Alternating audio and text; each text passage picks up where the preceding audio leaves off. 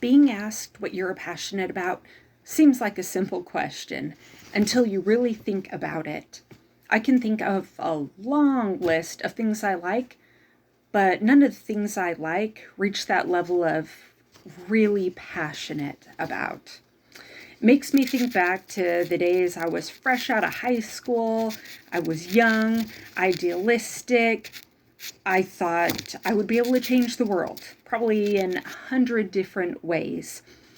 I would have had a really difficult time picking the one subject that I was the most passionate about. I was a new voter, freshly turned 18. I would preach to anyone and everyone the strong points of the Libertarian Party. I knew that if I was able to spread the word to some people, that they would then spread the word to more people and more people and more people until it was never ending and limitless what my strong beliefs could do and the change that it could cause. But alas, after many years of watching everything our government's done, seeing the corruption in everyday life, seeing the corrupt politicians, it crushed all of that. There's so much apathy in just the general population, and my passion just couldn't spread to them, and it just kind of died out. The next thing was, probably a close second, would have been my passion for animal rights. I was a 2-year vegetarian. I was a card-carrying member of PETA. I went to rallies, I went to protests, and I knew, again, I was going to change the world. I was going to change people's stances on eating meat, animal testing. I knew if they just read the materials I had to offer, if they would watch all the videos showing the horrifying things that were happening, that they wouldn't be able to resist. They would be right there with me, going to marches and protests and holding up signs just like I was. Well, things didn't go that way, sorry to say. People didn't jump on board. They laughed at me. They mocked my strong desire to make everybody a vegetarian like me. And that killed the passion. Also, with time, I learned that people don't care if you're a vegetarian, so I tend to keep that information to myself. Third major passion would have been baking. Yes, I still do love to bake, but it's no longer a passion. At that point in my life, I had huge dreams about owning a bakery. Everybody would try the things I would bake, and they would love them, and that too would spread just like my other passions. People would buy it. Word of mouth would make it even bigger and bigger. More people would want to buy it, to the point that I would have to open my own bakery, and it would just explode. Maybe franchises. So, with time and many failed attempts at starting a small business with my baking, I gave up. And now it is definitely not a passion of mine.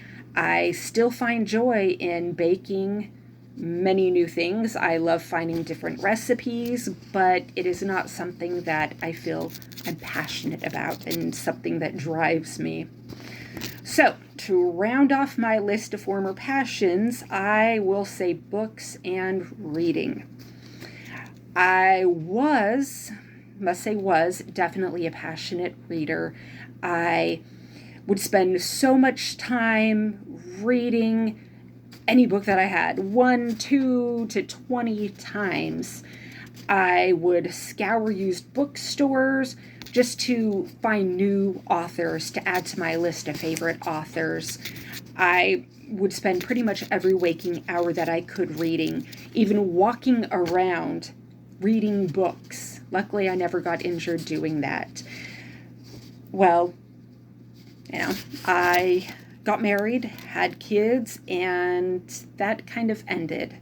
I found that I did not have as much free time to read and find new authors. And at this point, I have a hard time even reading new books from my one favorite author. So time and lack of time is what killed that passion in me.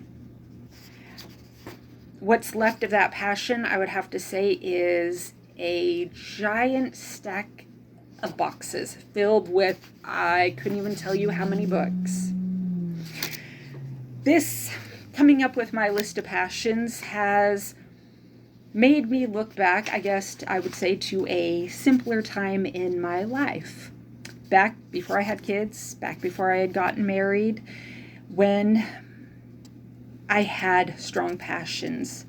I would say that experiences and living life have made me a more level-headed person. I don't feel as if I can go out and change everybody anymore.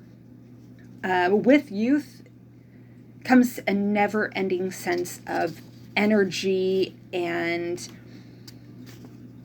that envelops every aspect of your life when you are young.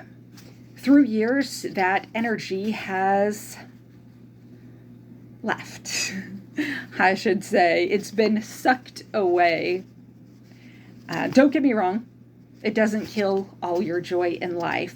I still love reading. I still love baking. I have an interest in politics, but not too much. And I enjoy crafting. But these are no longer things that I would say define me. They aren't the only things that give me purpose. So, with that being said, I don't want to be a negative Nancy. My message to you, because most of you are younger than me, is hold on to the passions you do have for as long as possible, because you never know. It may just change the world.